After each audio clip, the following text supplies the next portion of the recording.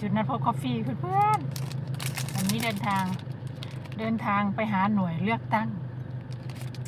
กินกาแฟทั้งรถเอา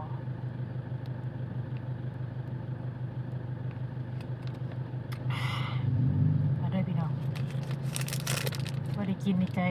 จตุยแท้พี่น้องเลยมีค่ะเนี่ยตั้งจริง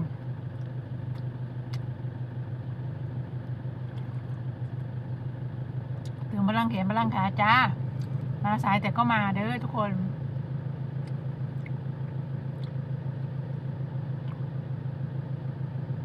มาเหมือนเดิม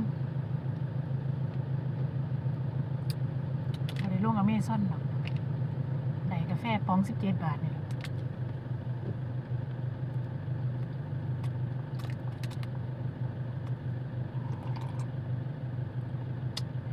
โอ้ยมีแห้งไม่ได้กินนี่โอ้ยหิวงุดงิดรถ